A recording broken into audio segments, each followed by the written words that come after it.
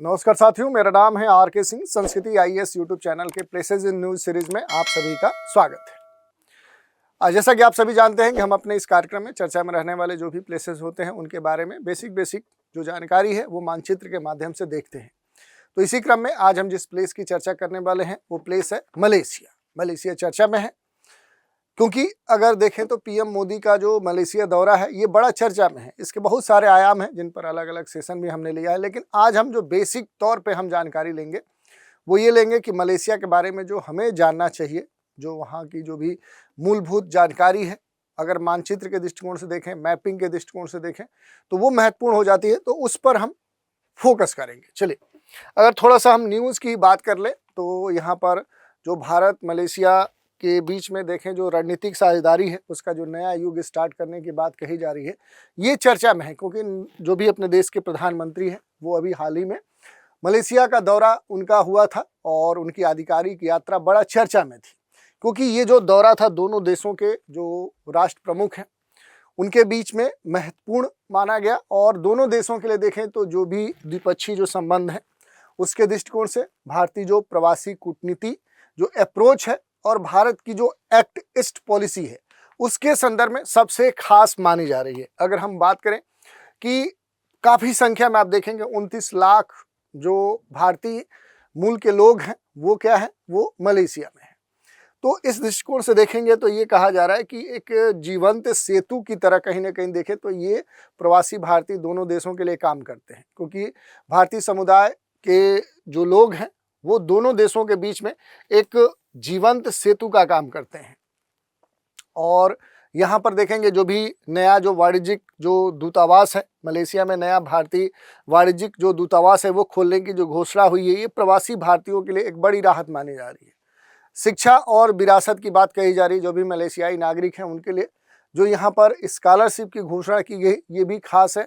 और एक सांस्कृतिक पहचान के दृष्टिकोण से आप देखेंगे तो जो भी यूनिवर्सिटी मलाया है उस वहाँ पर अगर आप देखेंगे तो इस तरह की जो विरासत से जुड़े हुए जो सम्मान स्थापित करने की बात की जा रही है ये भी महत्वपूर्ण है। एक दो और चीज़ें हैं जिससे हम डिटेल में देख सकते हैं क्योंकि वहाँ पर भव्य जो स्वागत है, भव्य स्वागत का आयोजन किया गया था। साझा विरासत की एक अनोखी जो तस्वीर है वो प्रस्तुत की गई। वहाँ पर इंटरनेशनल जो भी एग्जीबिशन एंड कन्वेंशन जो सेंटर है वहाँ पर मलेशिया में भारतीय समुदायों के इतिहास पर विशेष प्रदर्शनी की गई और वहाँ पर ऐसे कई सारे जो कार्यक्रम किए गए जो चर्चा में थे।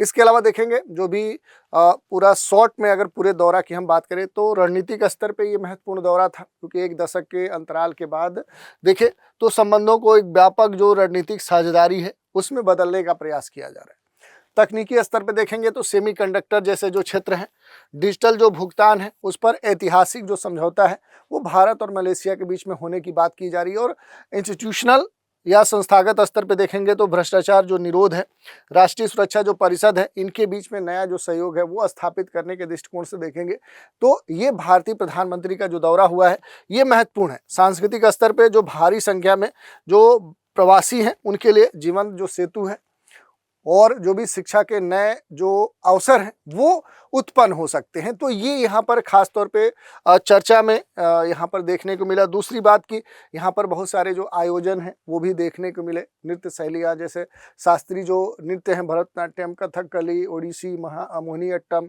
कुचिपुड़ी, उनका आयोजन हुआ। लोक जो हैं जैसे बिहू है, लावड़ी है, पंजाबी, राजस्थानी, यक्षगान, तमिल, ये सारे इनके आयोजन वहाँ पर देखने को मिले हैं।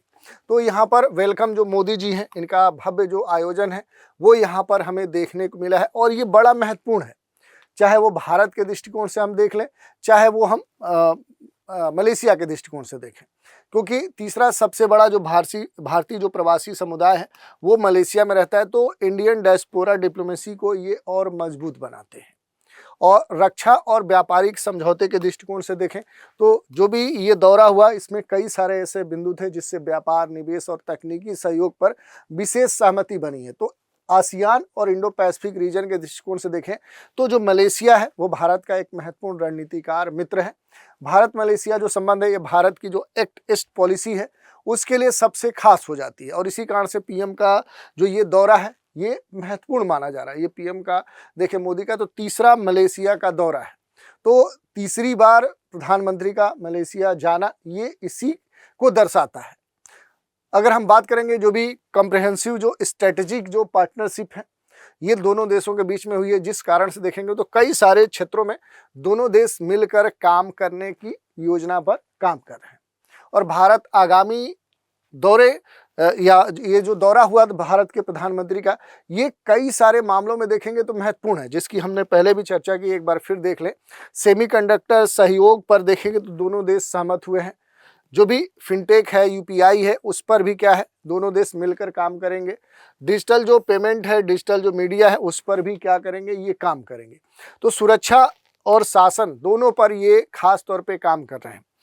रक्षा सहयोग की बात करें तो राष्ट्रीय सुरक्षा परिषद के बीच सीधा सहयोग की बात कही गई है। वैश्विक शांति के लिए जो भी आपस में सहमति है वो इनके लिए बनी है। आपदा प्रबंधन पर देखेंगे तो संकट के समय एक दूसरे की मदद करने के लिए संस्थागत स्तर पे ये दोनों देश तैयार होंगे। और भ्रष्टाचार के लिए देखें तो उसके खिलाफ जो संयुक्त मोर्चा है उसे ये बनाएंगे। तो इस तरह की जो बातें हैं वो यहाँ पर देखने को मिल रही है। और इसी कारण से दोनों देशों के बीच में जो भी व्यापार है, निवेश है, उद्योग है, उसमें एक बड़ी जो भागीदारी है वो आने वाले समय में देखने को मिल सकती है। इस कारण से देखें तो ये महत्वपूर्ण है। जो भी 10वां CEO जो फोरम है जिसकी रिपोर्ट प्रस्तुत की गई है वो ये संकेत देता है कि दोनों देश अब केवल सरकारी स्तर पर ही निर्भर नहीं है, बल्कि निजी क्षेत्रों में नेतृत्व कर रहे हैं। कौशल विकास के क्षेत्र में ये एक दूसरे की सहायता कर रहे हैं।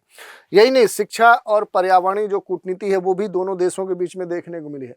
चाहे वो आयुर्वेद हो या अन्य जो शिक्षा के स्तर पे जो विभिन्न पहलू हैं उस पर भी एक दूसरे की मदद कर रहे हैं।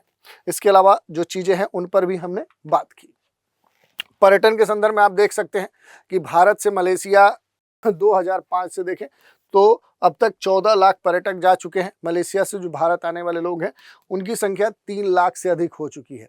तो काफ़ी संख्या में आप देख सकते हैं कि एक दूसरे के यहाँ जो जाने आने वाले जो पर्यटक हैं उनकी संख्या है। और इसी को ध्यान में रखते हुए भविष्य की जो एक रूपरेखा है वो दोनों देशों ने इस भारतीय प्रधानमंत्री के इस बार की जो यात्रा है उसके तहत रखी है।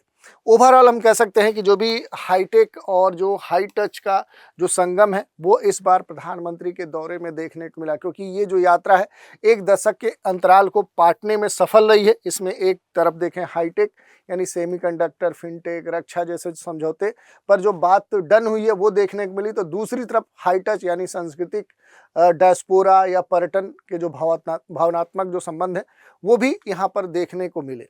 तो ये पूरा न्यूज़ थी और उसके सारांश को हमने देखा। अब थोड़ा सा मैप पर हम आएंगे और देखेंगे कि यहाँ पर जो भारत की अवस्थिति है वो कहाँ पर हमें देखने को मिल सकती है और मलेशिया हमें कहाँ पर देखने को मिल सकता है। तो देखिए यहाँ पर अगर हम बात करेंगे तो ये मलेशिया है।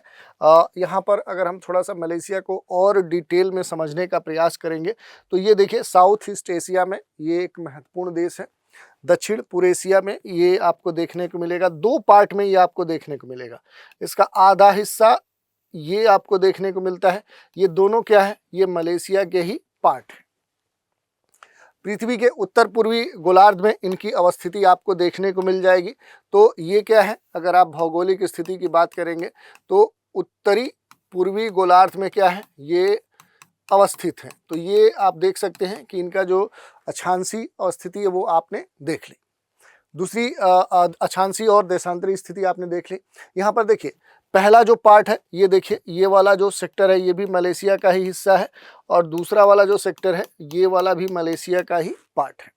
प्रायद्वीपीय जो मलेशिया है ये पश्चिम जो एशिया है, ये प्रायद्वीपीय कह सकते हैं कि मलेशिया के नाम से ये जाना जाता है। और दूसरे तरफ अगर आप देखेंगे तो ये पूर्वी जो मलेशिया है उस नाम से जाना जाता है।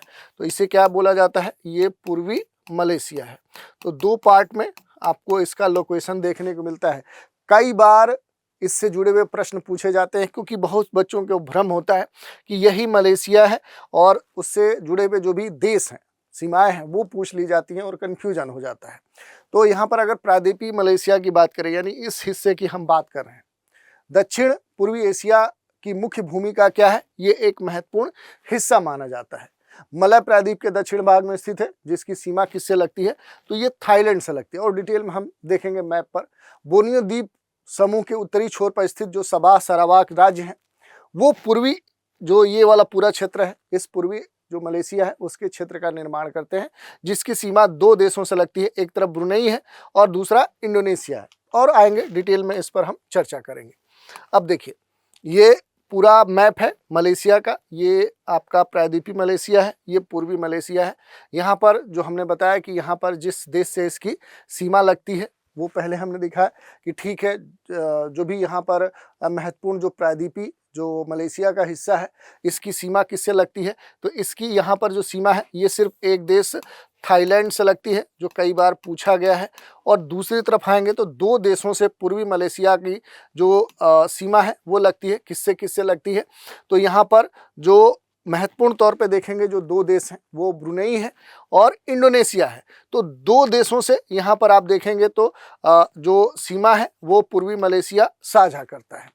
तो ये हमने देख लिया। अब यहाँ पर देखिए कुछ महत्वपूर्ण जो डेटा हैं जो आपको जानने चाहिए। जैसे प्रायद्वीपीय जो मलेशिया है, यहाँ पर अगर आएंगे तो यहाँ पर जो सबसे खास बात देखने को मिलती है कि यहाँ पर जो सर्वोच्च चोटी है वो माउंट आपको देखने को मिलेगी। जो यहाँ पर पूरे क्षेत्र में आएंगे, जो पर्वत कौन सा है, जो मलायन जो पर्वत है उसी पर्वत श्रृंखला की सबसे ऊंची माउंट जो तहान है वो उसकी सबसे ऊंची चोटी मानी जाती है। तो यहाँ पर जो मलायन जो पर्वत है वो आपको देखने को मिल रहा है, और यहीं पर इसकी सबसे ऊंची जो पीक है वो आपको माउंट जो तहान है वो आपको देखने को मिल जाएगा, जो कई बार आपके एग्जाम में आपसे पूछा जाता है। यहाँ पर एक महत्वपूर्ण जो ये वाला जलीय क्षेत्र है ये आपको देखने को मिलता है। तो यहीं पर स्टेट ऑफ कौन सा, मलक्का जो जल डमरू मध्य है वो आपको देखने को मिल जाएगा।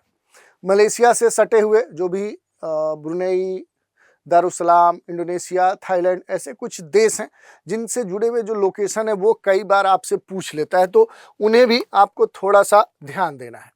जो भी यहाँ पर स्थलाकृतिक जो विशेषताएं हैं उन पर अगर हम बात करेंगे तो वो भी आपके लिए महत्वपूर्ण होती है। जैसे माउंट जो तहान है उसके डेटा आप देख सकते हैं। मलक्का जल डमरू मध्य की ओर जो भी मलेशिया का जो प्रायद्वीपीय क्षेत्र वहाँ पर जो मैदान है वो उपजाऊ हैं, तो ये डेटा आपके लिए महत्वपूर्ण हो जाता है। इसके अलावा देखिए कुछ और डेटा पर हम बात करेंगे। ये देखिए यहाँ पर जो हम देख रहे हैं ये प्रायद्वीपीय मलेशिया वाला क्षेत्र है, और यहाँ पर आप देखेंगे तो ये पूर्वी मलेशिया वाला क्षेत्र है। जो हमने बताया कि यहाँ पर जो ब्रुनेई है, ये ब्रुनेई क्या है, ये कई बार पूछा गया है कि जो मलेशिया है उसके किस हिस्से में अवस्थित है। तो देखिए यहाँ पर जो पूर्वी मलेशिया है उसके उत्तर में ब्रुनेई देखने को मिलेगा, और उसके दक्षिण में आएंगे तो इंडोनेशिया आपको देखने को मिल जाता है। जो प्रायद्वीपीय मलेशिया है इसके उत्तर में आएंगे तो यहाँ पर आपको थाईलैंड देखने को मिल जाएगा, और इसके दक्षिण में आएंगे तो यहाँ पर इंडोनेशिया के जो द्वीपीय क्षेत्र हैं वो आपको देखने को मिल जाते हैं।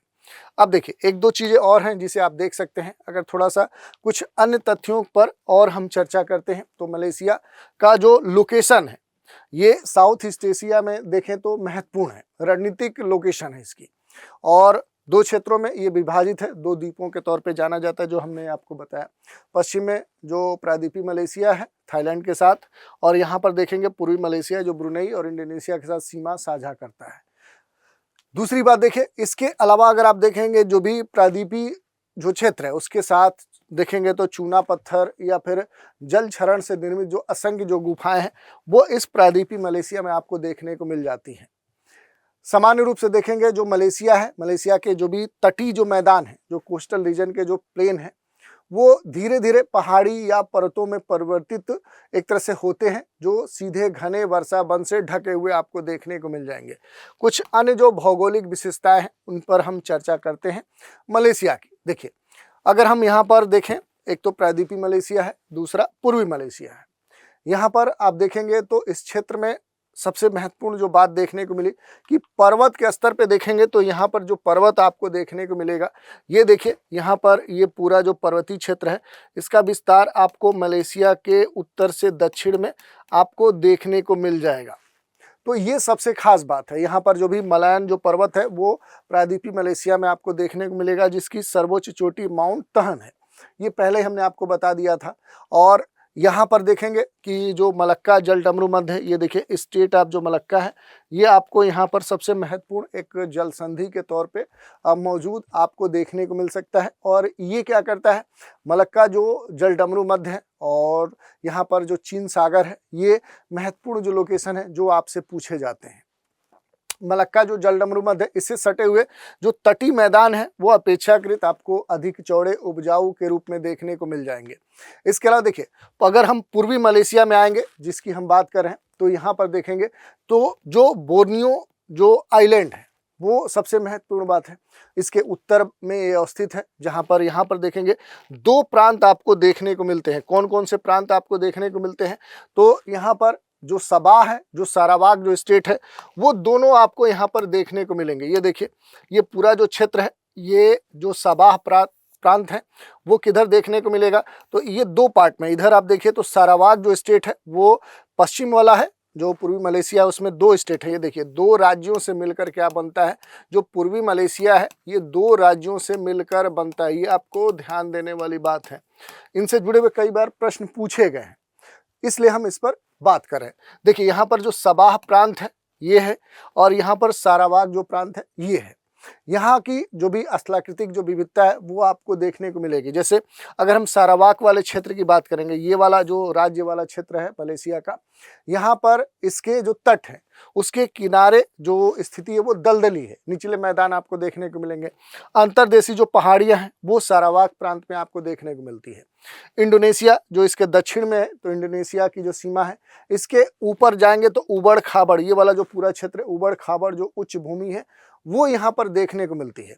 और यहाँ पर अगर आप देखेंगे सारावाक क्षेत्र में, यहाँ की सबसे ऊंची जो चोटी है, जैसे माउंट तहन, यहाँ की सबसे जो ऊंची चोटी है वो माउंट तहन है।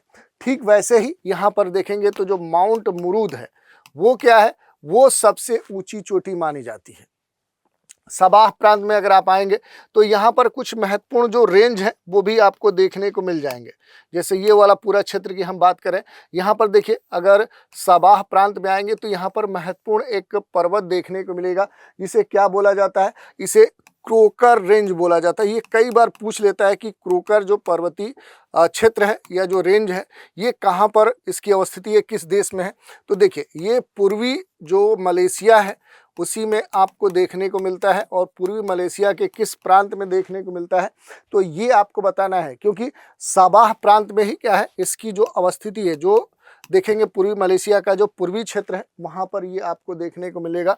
और इसी की जो यहाँ पर देख सकते हैं जो सबसे ऊंची चोटी है, ये देखिए यहाँ पर इस पर्वत की जो सबसे ऊंची पीक है वो कई बार आपसे पूछा जाता है। इसका जो नाम रखा गया है माउंट जो किनाबालू है, इसका जो नाम है वो माउंट किनाबालू है, ये यहाँ की सबसे ऊंची चोटी है। तो तीन जो चोटी है वो आपसे पूछी जाती है।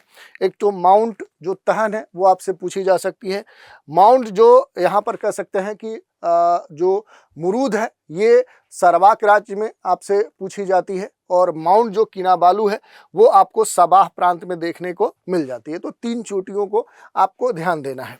यहाँ पर कुछ और भी बातें हैं, जैसे नदी और झीलों की बात करें तो कई सारी जो नदियाँ हैं वो यहाँ पर आपको देखने को मिलेंगी, जिसमें सबसे जो महत्वपूर्ण जो नदी है, इसमें देखिए अगर प्रायद्वीपीय मलेशिया में आएंगे तो यहाँ पर जो पहांग नदी है ये सबसे महत्वपूर्ण मानी जाती है, क्योंकि ये प्रायद्वीपीय अगर मलेशिया की बात करेंगे तो सबसे वहाँ की लंबी नदी मानी जाती है पहांग जो नदी है। इसकी विशेषता क्या है कि इसकी जो लंबाई है वो पहांग की सबसे अधिक है, लगभग 459 किलोमीटर ये क्या है लंबी नदी है। दूसरी जो नदी है ये पूर्वी मलेशिया में आपको देखने को मिलेगी, जो नदी है वो क्या है राजंग जो नदी है ये आपको देखने को मिल जाएगी। कहाँ पर, तो ये पूर्वी मलेशिया में प्रवाहित होने वाली नदी है जो पहांग नदी से भी लंबी है। जहाँ जो पहांग नदी है ये 459 किलोमीटर लंबी है, तो ये 563 किलोमीटर लंबी नदी है। आप देख सकते हैं कि यहाँ पर ये जो सारावाक प्रांत है उसमें मूल रूप से ये जो नदी है ये प्रवाहित होती है। इसके अलावा यहाँ पर दो तीन जो झीलें हैं उनको भी आप देख सकते हैं जिनके नाम आप देखिए यहाँ पर दिए गए हैं। जैसे इस क्षेत्र में आएंगे तो एक और रिवर है जो आप देख सकते हैं, यहाँ पर जो सुगूत रिवर है ये भी ये देख सकते हैं कि महत्वपूर्ण जो सबाह प्रांत है वहाँ की एक महत्वपूर्ण क्या है ये नदी है। प्राकृतिक जो झीलें हैं अगर उनकी हम बात करेंगे तो 2-3 झीलें यहाँ पर देखने को मिलती हैं, बेरा झील और तासिक जो चीनी है, ये महत्वपूर्ण यहाँ की 2 झीलें हैं। इसके अलावा अगर आप देखेंगे, अगर मलेशिया में आएंगे तो यहाँ पर कुछ कृत्रिम जो झीलें हैं वो भी बनाई गई हैं, जिसमें आप देखेंगे कि केन्यार जो है ये मलेशिया की सबसे महत्वपूर्ण क्या है, मैन मेड लेक है, यानी कृत्रिम रूप से विकसित ये क्या है, विश्व की सबसे बड़ी कह सकते हैं मानव निर्मित झील के रूप में जाना जाता है। तो ये इसके बारे में हमने देख लिया। इसके अलावा अगर आप देखेंगे जो भी जल डमरू मध्य है, वो पहले हमने दिखाया कि यहाँ पर मलक्का जो जल डमरू मध्य है वो आपको देखने को मिलेगा। दक्षिण चीन सागर, सेलेबस सागर, सुलू सागर को ये जोड़ने का काम करता है। इधर जो साउथ चाइना सी है उसको बाकी इधर के हिस्से से सीधे क्या करेगा, ये जोड़ देता है। द्वीप समूह की बात करेंगे तो यहाँ पर बहुत सारे जो द्वीप हैं, जैसे रिबदान द्वीप है, लाबुआन आइलैंड है, लंकावी जो आइलैंड है वो आपको देखने को मिलेगा, रेडांग है, पेरेटियन है। तो इस तरह की जो विशेषताएं हैं वो भी आपको जानना चाहिए। थोड़ा सा पॉलिटिकल स्तर पे अगर देखें कि जो पूरा यहाँ पर मलेशिया है जो 2 पार्ट में बटा हुआ है, तो यहाँ पर आप देखेंगे कलांग घाटी में स्थित जो कुआलालंपुरम है वही क्या है, इसकी महत्वपूर्ण जो राजधानी है वो मानी जाती है। जो किस द्वीप पर है ये कई बार पूछा गया, तो प्रायद्वीपी जो मलेशिया है उसी पर अवस्थित ये मलेशिया का क्या है, एक तो कैपिटल है, ये राजधानी क्षेत्र है। दूसरी बात यहाँ का आर्थिक, यहाँ की राजनैतिक, इसके अलावा यहाँ के सांस्कृतिक अन्य जितनी भी गतिविधियां हैं उनका क्या है, सबसे महत्वपूर्ण केंद्र माना जाता है। तो ये महत्वपूर्ण बात हो गया। और पूर्वी मलेशिया के जो राज्य हैं वो पहले आपने देख लिया कि 2 राज्य हैं, जो सबा है और सारावाक है, दोनों से मिलकर ये जो पूर्वी मलेशिया है ये बनता है। तो ये बेसिक जो जानकारी है जिस पर हमने बात की। अब इसी पर आधारित एक प्रश्न है, मलेशिया के संदर्भ में दिए गए कथनों पर विचार करिए। पहला कथन है, मलेशिया दक्षिण पूर्व एशिया में स्थित है। मलेशिया का एक भाग बोर्नियो आइलैंड पर स्थित है। मलेशिया पूरी तरह से एक द्वीपीय देश है। तो 3 कथनों पर विचार करना है, ये बताना है कि ऊपर दिए गए कथनों में से कौन से कथन सही है, ये आपको उत्तर देना है। विकल्प दिए गए हैं केवल 1 कथन 2, बी है 2 और 3, सी है 1 और 3 और डी है 1, 2 और 3। तो इस तरह से आज के एपिसोड में हमने बात कर ली कि आखिर जो मलेशिया है वो इस समय चर्चा में क्यों है, और भारतीय प्रधानमंत्री का जो दौरा है वो किन संदर्भों में अहम हो जाता है, और मलेशिया से जुड़े हुए जो भी महत्वपूर्ण लोकेशन थे उन पर हमने मानचित्र के माध्यम से चर्चा की। तो आज के एपिसोड में इतना ही। आप सभी हमारे साथ बने रहें, इसके लिए धन्यवाद।